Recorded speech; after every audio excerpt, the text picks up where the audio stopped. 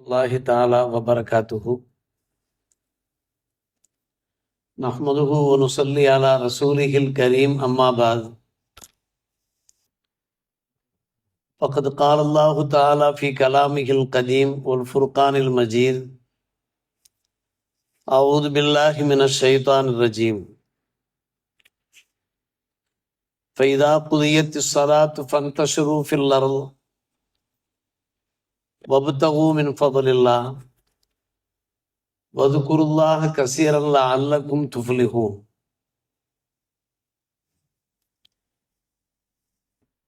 وقد ورد الخبر عن سيد البشر أنه قال صلى الله عليه وسلم لا بأس بالغنى لمن اتقى والصحة لمن اتقى خير من الغنى إلى آخر الحديث. آمنا بالله صدق الله مولانا العلي العظيم وصدق رسوله النبي الكريم. اللهم صل على سيدنا محمد طب القلوب ودوائها وعافية الأبدان وشفائها ونور الأبصار وضيائها وعلى آله وصحبه وسلم. பெரும்புக்குரிய பெரியோர்களே, சகோதரர்களே, அல்லாஹ்வின் நல்லடியார்களே, அல்ஹம்துலில்லாஹ் புனிதமான துல்காதா மாதம் பிறை பிறந்து துல்காதா 3ஆம் நாளிலே ஜும்மா பெருநாளிலே ஜும்மா தொழுகையை நிறைவேற்ற அல்லாஹ் ரப்புல் ஆலமீன் நம் அனைவரையும் ஒருங்கு சேர்த்திருக்கிறான். இன்றைய தினம் நமக்காக, நம்முடைய குடும்பத்தினருக்காக, சகோதர சமுதாயத்திற்காக நம்மிடத்தில் துஆ செய்யும்படி வேண்டிக் கொண்டிருக்கிற நன்மக்களுக்காக நாம் கேட்கிற துஆக்களை கபூல் செய்து அல்லாஹ் பொருந்து கொள்வானாக. அனைவருக்கும் நிறைந்த பரக்கத்தையும் ரஹமத்தையும் மன நிறைவான வாழ்வையும் தந்தருள்வானாக. வாழும் காலம் நம்பிக்கை நாணயமுள்ள முஸ்லிம்களாக நம்மை வாழச் செய்வானாக. இவ்வுலகிலிருந்து நாம் விடைபெறுகிற போது ஸஹத் சலாமத் ஆஃபியத் நல்ல உடல் ஆரோக்கியத்தோடு உத்தம சத்திய மூமின்களாக நம்மை ஏற்றுக்கொள்வானாக. நம் அனைவருக்கும் அல்லாஹ் நரக விடுதலை அளித்து நமக்கும் நம்முடைய குடும்பத்தினர், உற்றார், சுற்றார், ஊரார், உம்மத்தார் அனைவருக்கும் ஜன்னத்துல் ஃபிர்தௌஸ் அல்லாஹ் உயர்ந்த ஜன்னத்துல் ஃபிர்தௌஸ் சுவனபதியை தந்தல் புரிவானாக. ஆமீன் யா ரப்பல் ஆலமீன். அல்லாஹ்வுடைய கிருபையினாலே ஒரு பக்கம் ஹிஜ்ரி ஆண்டினுடைய மாதம் துல்காதா அடைந்திருக்கிறோம், 11ஆம் மாதம். அதே போன்று மே மாதம் தொடங்கியிருக்கிறது. மே தினத்தை நம் நாட்டு மக்கள் கொண்டாடவிருக்கிறார்கள் வணிகர் தினமாக. மே மாதம் வரும்போதெல்லாம் நம்முடைய உழைப்பு, நம்முடைய சம்பாதித்தல், இது நம்முடைய நினைவுக்கு வருகிறது. உலகிலே வாழும்போது உழைத்து வாழ வேண்டும், முயற்சித்து வாழ வேண்டும், சம்பாதித்து வாழ வேண்டும் என்கின்ற உணர்வுகளை ஊட்டும் மாதமாக இந்த மே மாதம் அதன் 5ஆம் தினம் அமைந்திருப்பதை நாம் பார்க்கிறோம். புனித குர்ஆன் வணக்க வழிபாடுகள் பற்றி பேசுகிறது. ஐவேளை தொழுகை, நோன்பு நோற்றல், புனித மக்கா மதீனா சென்று ஹஜ், உம்ரா, ஜியாரா செய்தல், அது அல்லாத எத்தனையோ வணக்க வழிபாடுகள் பற்றி குர்ஆன் பேசுகிறது. அவ்வப்போது நம்முடைய உலமாக்கள் அது பற்றி நமக்கு விவரித்து பேசிக் கொண்டிருக்கிறார்கள். சில குறிப்பிட்ட ஆயத்துக்களில் தான், வசனங்களில் தான் வணக்க வழிபாடுகள் பற்றி குர்ஆனிலே, ஹதீஸிலே பேசப்பட்டிருக்கிறது. அதிகம் குர்ஆன் ஹதீஸிலே பேசப்பட்டிருக்கிற விஷயம், இந்த உலகத்திலே நாம் எப்படி நம்பிக்கை நாணயத்தோடு வாழ்வது, பரிசுத்தமான வாழ்க்கை எப்படி கடைபிடிப்பது என்பது பற்றி அதிக வசனங்கள் வாயிலாக நமக்கு வலியுறுத்தப்பட்டிருக்கிறது. குறிப்பாக பொருளாதாரத்தை ஈட்டுவது, வணிகத்திலே ஈடுபடுவது சம்பந்தமான பல்வேறுபட்ட அறிவுரைகள். அதில் ஒரு பகுதியாகத்தான் நாம் கேள்விப்பட்ட விஷயம் கடன் சம்பந்தப்பட்ட அந்த கொடுக்கல் வாங்கல் விஷயத்திற்கு ஒரு நீண்ட வசனத்தை அல்லாஹ் ரப்புல் ஆலமீன் ஆயத்து தைனை இறக்கி வைத்திருக்கிறார். நிரம்ப வசனங்கள் நமக்கு கொடுக்கல் வாங்கல் சம்பந்தமாக, உலக வாழ்க்கையை மேம்படுத்தி கொள்வது சம்பந்தமாக அமைந்திருப்பதை நாம் பார்க்கிறோம். அருமை சகோதரர்களே, வணக்க வழிபாடுகள் மூலமாக நாம் எப்படி அல்லாஹ்வுடைய திருப்பொருத்தத்தை, நெருக்கத்தை நாம் பெற முடியுமோ, அடைய முடியுமோ, அதே போன்று ஹலாலான பொருளீட்டுவதன் மூலமாகவும் இறைவனுடைய நெருக்கத்தையும் பொருத்தத்தையும் நாம் பெற்றுக்கொள்ள முடியும். நம்முடைய சம்பாதித்தல் சிறப்பானதாக இருக்க வேண்டும், நியாயமானதாக, நம்பிக்கை வாய்ந்ததாக இருக்க வேண்டும், உழைத்து வாழ வேண்டும் என்பது பற்றி நிறைய ஹதீசுகள், ஆயத்துக்கள் நமக்கு எடுத்து ஒதுகின்றன. பெருமானார் ரசூலே கரீம் ஸல்லல்லாஹு அலைஹி வஸல்லம் அவர்கள் பகிர்ந்திருக்கிறார்கள், லா பஅஸ பில் கினா லிமன் இத்தகா. அல்லாஹ்வுடைய அச்சம் ஒரு முஸ்லிமுக்கு இருப்பதோடு வசதியான வாய்ப்பும் இருப்பது மிகவும் நல்லது என்கிறார்கள். என்னிடத்திலே இறையச்சம் இருக்கிறது என்று மட்டும் ஒருவர் பேசிக்கொண்டிருக்க கூடாது. தமக்கு தேவையான வசதி வாய்ப்பை ஏற்படுத்திக் கொள்ள வேண்டும் என்று பெருமானார் ரசூலே கரீம் ஸல்லல்லாஹு அலைஹி அவர்கள் நமக்கு வலியுறுத்துகிறார்கள். அதே சமயத்திலே உடல் ஆரோக்கியம் இருக்கிறதே, அது வசதி வாய்ப்பை விடவும் மேலானதாக இருக்கிறது. உடல் ஆரோக்கியத்தை நாம் கெடுத்து கொள்ளக்கூடாது. வசதி வாய்ப்பு எந்த அளவுக்கு முக்கியமோ அதை விட முக்கியம் நம்முடைய உடல் ஆரோக்கியம். அதையும் பெருமானார் ரசூலே கரீம் ஸல்லல்லாஹு அலைஹி அவர்கள் நமக்கு போதித்திருக்கிறார்கள். இதை தாண்டி அல்லாஹ் நமக்கு வழங்கி அந்த செல்வங்களை கொண்டு போதும் என்ற மனதோடு வாழ்வது, தீபுன் நப்ஸ் என்ற அரபியிலே, கினன் நப்ஸ் என்ற அரபியிலே கூறுவார்கள், அது இன்னும் நிக்க மேலானது என்கிறார்கள் நபிகள் நாயகம் ஸல்லல்லாஹு அலைஹி அவர்கள். அல்லாஹ் ரப்புல் ஆலமீன் நமக்கு உடுக்க உடையை தந்திருக்கிறான், இருக்க இருப்பிடத்தை தந்திருக்கிறான், உண்ண பருக ஒஜீவனத்தை தந்திருக்கிறான். நமக்கு என்ன குறை என்கின்ற அந்த போதும் என்ற ஒரு மன நிறைவான மனம் இருக்கிறதே, அதை விட சிறப்பானது என்ன இருக்கிறது? பெருமானார் ரசூலே கரீம் ஸல்லல்லாஹு அலைஹி அவர்கள் இதையெல்லாம் நமக்கு போதித்திருக்கிறார்கள். அல்ஹம்துலில்லாஹ், அல்லாஹுக்கே எல்லா புகழும் என்கின்ற அந்த மனப்பான்மையோடு நாம் வாழ கடமைப்பட்டிருக்கிறோம். அதே சமயத்திலே அல்லாஹ் இந்த புவியிலே வாரி வழங்கியிருக்கக்கூடிய அந்த ரஹ்மத்துகளை சேகரிக்கிற விஷயத்திலே, பொருளீட்டுகிற விஷயத்திலே நாம் அசட்டையாக இருந்து விடக்கூடாது, சோம்பேறித்தனமாக இருந்து விடக்கூடாது. இறை தூதர்கள் வாயிலாக நமக்கு அது உணர்த்தப்பட்டிருக்கிறது.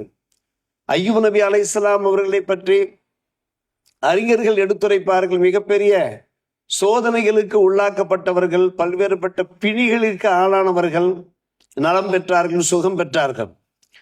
சுகம் பெற்றதற்கு பின்னாலே அவர்களுடைய இருப்பிடத்திலே தங்கத்திலான வெட்டு கிளிகள், அல்லாஹ்வுடைய புறத்திலிருந்து மழை மாறி பொழிவது போன்று வெட்டு கிளிகள் வந்து விழ துவங்கிய போது அய்யூப் அலைஹிஸ்ஸலாம் என்ன செய்தார்கள்?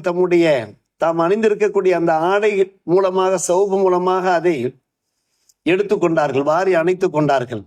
அவர்களை பார்த்து கேட்கப்பட்டது, அல்லாஹ் உங்களுக்கு தேவையான பொருளாதாரத்தை தரவில்லையா? நிம்மதியான வாழ்க்கையை தரவில்லையா? இதற்கு நீங்கள் ஆசைப்பட வேண்டுமா என்று கேட்டபோது, இது இறைவனுடைய புறத்திலிருந்து கிடைக்கிற ரஹ்மத், இதிலிருந்து யாரும் நிராசையாக முடியாது என்று சொல்லிவிட்டார்கள். இந்த ரஹ்மத் யார் புறத்திலிருந்து கிடைக்கிறது என்று கேட்டால், அல்லாஹ்வுடைய புறத்திலிருந்து. ஒரு மனிதன் அல்லாஹ்வுடைய ரஹ்மத்திலிருந்து ஒருபோதும் நிராசை அடையவே மாட்டான். எனவேதான் நான் அல்லாஹ்வுடைய புறத்திலிருந்து பொழியப்படுகின்ற இந்த தங்க வெட்டுக்கிளிகளை நான் சேகரித்து கொண்டேன் என்று அய்யூப் அலைஹிஸ்ஸலாம் அவர்கள் பேசிய அந்த நிகழ்ச்சி இருக்கிறதே, ஹதீஸ் கிதாபுகளிலே பதிவாயிருக்கிறது. இவன் அல்லாஹ்வுடைய ரஹ்மத்தை தேடுகிற விஷயத்தில, அவனுடைய அருள் வளம் மட்டுமல்லாது பொருள் வளத்தை தேடுகிற விஷயத்தில நாம் எந்த ஒரு காலகட்டத்திலையும் அசந்திருந்து விடக்கூடாது, அசட்டையாக இருந்து விடக்கூடாது. நம்முடைய உடம்பிலே அந்த இளம் ரத்தம் ஓடுகிற வரை நம்மால் எந்த அளவுக்கு சக்தி இருக்கிறதோ அதுவரை நாம் உழைத்து கொண்டிருக்க வேண்டும், பாடுபட்டு கொண்டிருக்க வேண்டும் என்பதுதான் நம்முடைய மார்க்க போதனையாக இருக்கிறது. நபிகள் நாயகம் ஸல்லல்லாஹு அலைஹி வஸல்லம் அவர்கள் நபின்ற அந்த ஹதீஸ் பலமுறை நாம் கேள்விப்பட்ட ஒன்றுதான். லைஸ கைருக்கும் மன் தரக்க துன்யாஹு லி ஆகிரத்திஹி வலா மன் தரக்க ஆகிரத்துஹு லி துன்யாஹு. ஹத்தா யனால மின்ஹா என்றார்கள் நபிகள் நாயகம் ஸல்லல்லாஹு அவர்கள். உங்களிலே சிறந்தவர் ஆகிரத்துக்காக துனியாவை விட்டவராகவும் இருக்க மாட்டார், துனியாவுக்காக ஆகிரத்தை விட்டவராகவும் இருக்க மாட்டார் என்றார்கள். அப்படியானால் உங்களுடைய சிறந்தவர் யார் என்று கேட்டால், துனியாவிலேயும் அவர் நலமோடு வளமோடு வாழ வேண்டும், ஆகிரத்தையும் விட்டுவிடக்கூடாது, ஆகிரத்திற்கான தங்கரிய பொருள்களையும் சேகரித்து கொண்டிருக்க வேண்டும். இன்றைக்கு துனியாவிலே நாம் பஞ்ச பராரியாக இருந்தோம் என்றால் மக்கள் நம்மை தூற்றுவார்கள், நம்மை நெருங்க மாட்டார்கள், நம்மை மதிக்க மாட்டார்கள். எனவே துனியாவையும் நாம் விட்டுவிடக்கூடாது, நம்மை நாம் காப்பாற்றிக் கொள்ள வேண்டும், நம்முடைய குடும்பத்தை காப்பாற்ற வேண்டும்.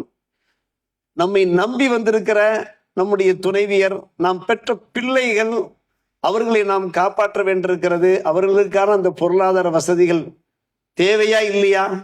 எனவே நீங்கள் துனியாவிலே அல்லாஹ் உங்களுக்கு வழங்கி இருக்கக்கூடிய அந்த நேமத்துகளை ஈட்டி பெறுவதில் முயற்சி எடுத்துக் கொள்ளுங்கள். ஆகிரத்து என்கின்ற காரணத்தை காட்டி துனியாவை நீங்கள் புறம் தள்ளி விடாதீர்கள். அதே போன்று துனியா துனியா என்றே பேராசை பிடித்து வாழாதீர்கள், மோகம் பிடித்து பித்து பிடித்து வாழாதீர்கள்.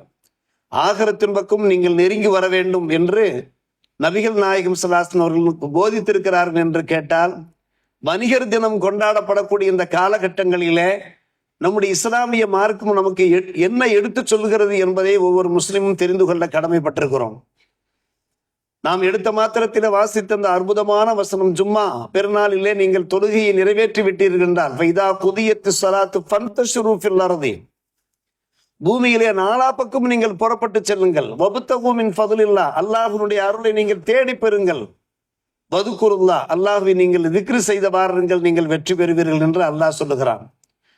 ஜும்மா நாள் என்றால் அத்தனை மக்களும் ஒவ்வொரு ஊர்களையும் ஜும்மா தொழுகை நிறைவேற்ற ஒருங்கு சேர்ந்தாக வேண்டும். அதில் சிந்தித்தும் மாற்று கருத்து கிடையாது. மற்ற வேலை தொழுகையிலே நாம் எங்கெங்கோ இருப்போம், இருக்கின்ற இடங்களிலே நாம் தொழுது கொள்வோமானால், ஜும்மா நாளை பொறுத்தவரை ஊர் மக்கள் யாவரும், முஸ்லிம் மக்கள் யாவரும் அனைவரும் ஒன்று கூடி தொழ கடமைப்பட்டிருக்கிறோம். அப்படி தொழுத கையோடு அடுத்து நாம் செய்ய வேண்டிய வேலை என்னவென்று கேட்டால், அல்லாஹுடைய அருள் வளத்தை தேடி, பொருள் வளத்தை தேடி நீங்கள் உடனடியாக நீங்கள் வெளியே விரைந்து செல்லுங்கள் என்று அல்லாஹ் ரப்புல் ஆலமீன் உத்தரவு பிறப்பிக்கிறான் என்று கேட்டால் சற்று யோசித்து பாருங்கள். வணக்கம் வணக்கம் என்றே நாம் வாழ்ந்து விட முடியாது. வணக்கம் மிக முக்கியமான ஒரு விஷயம், இறைவனை நெருங்க, அல்லாஹுடைய திருப்பொருத்தத்தை பெற.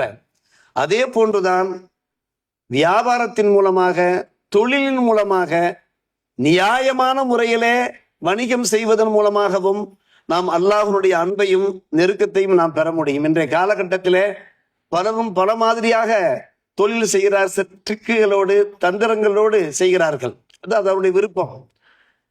நாம் பார்த்திருக்கலாம், பத்திரிகைகளில் பார்த்திருக்கலாம், ஒரு சின்ன நிகழ்ச்சியை எழுதியிருப்பார்கள். ஒரு பேருந்திலே ஒருவர் ஆப்பிள் வியாபாரம் பண்ணுகிறார். ஒரு ஆப்பிள் 30 ரூபாய் என்று மக்களிடத்திலே கூவி விற்பனை செய்கிறார். 25 ரூபாய்க்கு தாருங்களே என்கிறார்கள். தர மறுக்கிறார், யாரும் வாங்கவில்லை, திரும்பி சென்று விடுகிறார். ஒவ்வொரு பேருந்திலையும் ஏறி ஏறி இறங்குகிறார். அடுத்து ஒருவர் வருகிறார், அதே 30 ரூபாய் சொல்லுகிறார். 25 ரூபாய்க்கு தாருங்கள் என்று கேட்டபோது 25 ரூபாய்க்கு தந்து விடுகிறார். நிமிஷத்திலே கூடை காலியாகி விடுகிறது, ஆப்பிள் தீர்ந்து விடுகிறது. இந்த இரண்டு நிகழ்வுகளையும் கவனித்துக் கொண்டிருக்கக்கூடிய ஒருவர் அந்த முதியவரிடத்திலே சென்று, நீங்கள் அப்படி செய்திருக்கலாமே, 30 ரூபாய் சொல்லி கூவி விற்பனை செய்த நீங்கள் 25 ரூபாய்க்கு தந்திருந்தார். இதோ ஒரு இளைஞன் ஒரு நிமிஷத்திலே தம்முடைய ஆப்பிள் அத்தனையும் விட்டு தீர்த்து விட்டானே, உங்களுக்கு அது நன்மையாக இருந்திருக்குமே. அப்போது அவர் சொன்னார், கூடை ஒன்று நபர்கள் 2 என்று சொன்னார். நான் தான், என்னுடைய மகன் தான் விற்பனை செய்தார். நாங்கள் இருவரும் என்ன பேசிக்கொள்கிறோம் என்று கேட்டால், முதலிலே நான் 30 ரூபாய் என்று சொல்லி விற்பனை செய்வேன், வாங்க மாட்டார்கள், நான் வெளியேறி விடுவேன். அதற்கு பின்பு அதே கூடையை என்னுடைய மகனிடத்திலே கொடுப்பேன்.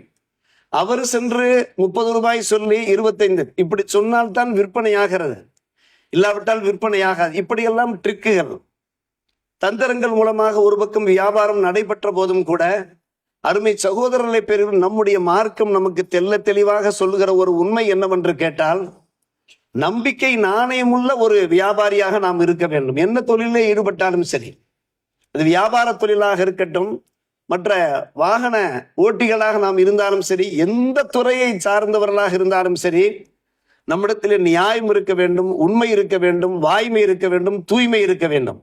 பெருமானார் ரசூலே கரீம் ஸல்லல்லாஹு அலைஹி வஸல்லம் பகிர்ந்தார்கள், அத்தாஜிரு சதீகுல் அமீன். பலமுறை கேள்விப்பட்ட ஹதீஸ், அந்நபிய்யீன வஸுதீகீன வஷுஹதா என்று சொன்னார்கள். நம்பிக்கை நாணயத்தோடு வியாபாரம் செய்கிற ஒரு வியாபாரி இருக்கிறாரே, மறுமை நாளிலே இறை தூதர்களோடு சுவனத்தில் இருப்பார், சித்திகீன்களோடு மட்டுமல்லாமல் சுகதாக்களோடு இருப்பார் என்று சொன்னார்கள். ஆனால் வியாபாரம் செய்கிற போது, தொழில் செய்கிற போது உண்மையோடு வாய்மையோடு செய்ய வேண்டும். பரிசுத்தமான முறையிலே ஹலாலான முறையில ஈட்ட வேண்டும். அவர்களுக்குத்தான் இந்த பாக்கியம் என்று பெருமானார் ரசூலே கரீம் ஸல்லல்லாஹு அலைஹி வஸல்லம் ஏன் சொன்னார்கள்? மறுமை நாளிலே நல்ல முறையில வியாபாரம் செய்யக்கூடியவர் அவர் சுவனத்திற்கு செல்வார் என்று பொதுவாக சொல்லியிருக்கலாம். அவர் ஒரு ஜன்னத்தி சுவனவாதி என்று சொல்லியிருக்கலாம். இறை தூதர்களோடு இருப்பார்கள் என்று ஏன் சொன்னார்கள் என்றால், இறை தூதர்கள் அப்படி நாணயமான முறையிலே தொழில் செய்தார்கள். எனவே அவர்களோடு அல்லாஹ் என்ன செய்கின்றார்? இந்த உலகத்திலே எந்தெந்த முஸ்லிம்கள், எந்தெந்த மக்கள் உண்மை நாணயத்தோடு நம்பிக்கை தன்மையோடு தொழில் புரிகிறார்களோ அவர்களை அந்த இறை தூதர்களோடு அல்லாஹ் மறுமையினாலே ஜன்னத்திலே சேர்க்கிறான் என்பதுதான் காரணம். நாம் அறியாத ஒரு விஷயம் அல்ல. நூஹ் அலைஹிஸ்ஸலாத்து வஸ்ஸலாம் அவர்கள் நஜ்ஜாராக இருந்தார்கள், ஒரு ஆசாரியாக இருந்தார்கள்.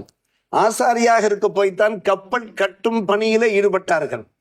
கைத்தொழில், அருமையான கைத்தொழில். குர்ஆனிலே அவர்கள் கப்பல் கட்டிய விஷயம் நிகழ்ச்சி பதிவு செய்யப்பட்டிருக்கிறது. ஆதம் அலைஹிஸ்ஸலாம், ஹவ்வா அலைஹிஸ்ஸலாம் இருவரும் சுவனத்திலிருந்து இறங்குகிற போது சொர்க்கத்து இலைகளை வைத்துத்தான் தங்களை மறைத்து கொண்டு வந்தார்கள். அப்போது துணிமணிகள் எல்லாம் தயாராகவில்லை. ஜபரீல் அலைஹிஸ்ஸலாத்து வஸ்ஸலாம் அவர்கள் சொர்க்கத்திலிருந்து இலவம் பஞ்சை கொண்டு வந்து அந்த பஞ்சை கொடுத்து நூல் நோர்க்கும்படி சொன்னார்கள், நெசவு தொழிலில் ஈடுபடும்படி சொன்னார்கள். அதை கற்றுக் கொடுக்கவும் செய்தார்கள்.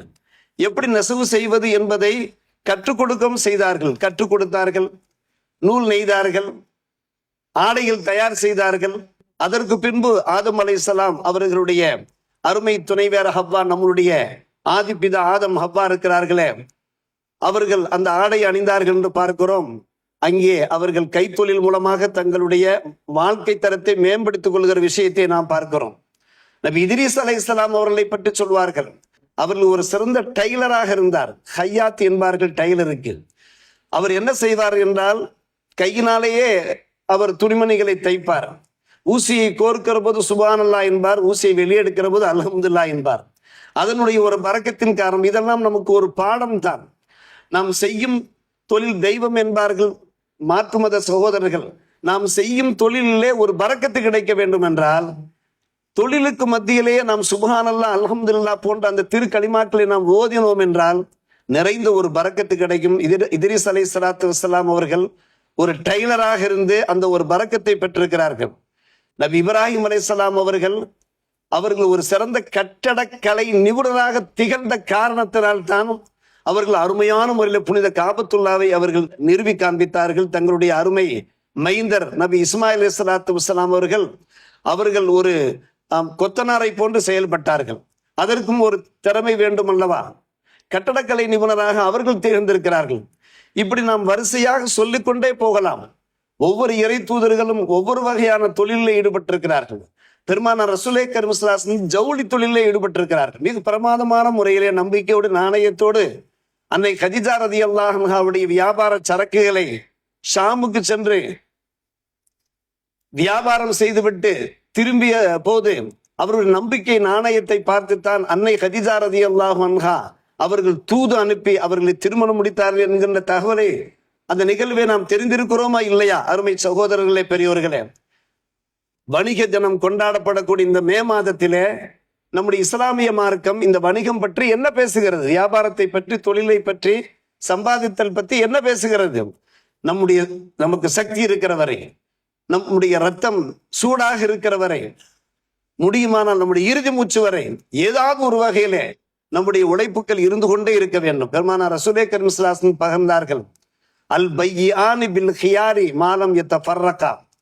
வியாபாரியும் சரி, வாடிக்கையாளரும் சரி, இருவரும் ஒரே சபையில இருக்கிற வரை அவர்களுக்கு இஷ்டம் இருக்கிறது. இருவரும் அந்த வியாபாரத்தை தொடரவோ வியாபாரத்தை முறித்து கொள்ளவோ. அதே சமயத்தில் சதக்காவ பையனா, இருவரும் உண்மை பேசி அந்த வியாபார பொருளுடைய அந்த உண்மை தன்மையை எடுத்து சொல்லி, இவர் காசு தந்தார் என்றால், பணம் தந்தார் என்றால் அந்த காசு பணத்தினுடைய உண்மைத்தன்மையை எடுத்து சொல்லி, சாதிக்காக இருந்து உண்மையோடு வாய்மையோடு அந்த தொழிலில் அவர்கள் ஈடுபட்டார்கள் என்றால் பூரிக்கலகுமா ஃபி பைஹிம், அவருடைய வியாபாரத்தில் பரக்கத்து உண்டாகும். நன்கு கவனிக்க வேண்டிய ஒரு விஷயம். அதே சமயத்தில் வெயின் கதபாவ கதபா, அந்த வியாபார பொருள்களே சில கோளாறுகள் இருக்கும், குறைகள் இருக்கும். அதையெல்லாம் மறைத்து வியாபாரம் செய்தார்கள் என்றால் முஹிக்கத்து பரக்கத்து பைஹிமா, பரக்கத் அளிக்கப்பட்டு போய்விடும் என்கிறார்கள் நபிகள் நாயகம் ஸல்லல்லாஹு அலைஹி வஸல்லம் அவர்கள். எனவே வியாபாரத்துறையிலே வணிகத்துறையிலே ஈடுபடக்கூடியவர்கள் இது போன்ற ஹதீசுகளை என்றைக்கும் நினைவில் கொள்ள வேண்டியவர்களாக இருக்கிறோம். ஒரு பொருள் அதனுடைய குவாலிட்டி என்ன, அதனுடைய தராதரம் என்ன, இதன் தராதரத்திற்கு இதுதான் விலை, இதன் தராதரத்திற்கு இதுதான் விலை என்கிற அந்த உண்மைகளை சொல்லி வியாபாரம் செய்கிற போது நம்மை நாடி நம்மை தேடி கஸ்டமர்கள் வந்து கொண்டே இருப்பார்கள். உண்மையை சொல்லுகிற போது கஸ்டமர்கள் ஆட்டோமேட்டிக்கா வந்து கொண்டே இருப்பார்கள். இது பெருமானார் ரசூலே கரீம் ஸல்லல்லாஹு அலைஹி வஸல்லம் அவர்கள் நமக்கு போதிக்கிறார்கள்.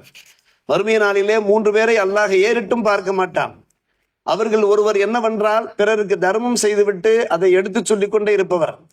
நான் இன்னாருக்கு இவ்வளவு உதவிகள் செய்திருக்கிறேன் என்று பகிரங்கப்படுத்திக் கொண்டிருப்பவரை அப்படி பகிரங்கப்படுத்தக்கூடாது. இது அல்லாஹுக்கும் நமக்கும் இடையிலான ஒரு விஷயம். அதனுடைய பாக்கியங்கள், அதன் மூலமாக கிடைக்கிற நன்மைகள், நற்கூலிகளை அல்லாஹ் வழங்குவார் என்று அல்லாஹ் பக்கம் நாம் திருப்பி விட வேண்டும். இவரையும் அல்லாஹ் மறுமை நாளில் ஏறிட்டும் பார்க்க மாட்டான். இரண்டாம் அவர் வல் முஸ்பிலி இசாரகும், கைலியை கட்டுகிற போது கையிலை இறக்கி கட்டக்கூடியவர், தரையிலே கையினுடைய ஓரம் படுகின்ற அளவுக்கு அவரும் அல்லாஹுவால் புறக்கணிக்கப்படுகிறார்கள். மூன்றாம் அவர் தான் வல் முன்ஃபிக்கு சில் அத்தகு பில் கதிப், பொய் சொல்லி வியாபாரம் பண்ணக்கூடியவர். ஒருபோதும் பொய் சொல்லவே கூடாது. உண்மையை சொல்லி வியாபாரம் செய்தோம் என்றால் அல்லாஹ்வுடைய அந்த கருணை பார்வையும் கிடைக்கும், நமக்கு அதில் நிறைந்த ஒரு பரக்கத்தும் கிடைக்கும். அருமை சகோதரர்களே, இந்த மாதத்திலே, மே மாதத்திலே இது போன்ற விஷயங்களை நாம் கவனத்திலே கொள்ள வேண்டியவர்களாக இருக்கிறோம். இன்னும் சொல்ல போனால் முஸ்லிம் வியாபாரிகள் நியாயமான முறையில் லாபம் வைத்து, இதை நாம் பலமுறை சொல்லியிருக்கிறோம், ஓரளவுக்கு கஸ்டமர்களுக்கு பயன்படுகின்ற அளவுக்கு. எல்லாருமே வசதி படைத்தவர்களாக இருக்க மாட்டார்கள், செல்வந்தர்களாக இருக்க மாட்டார்கள். அவர்களே மீடியமாக இருக்கக்கூடியவர்கள், ஏழை எளியோரெல்லாம் பொருள்கள் வாங்க வருகிறார்கள்.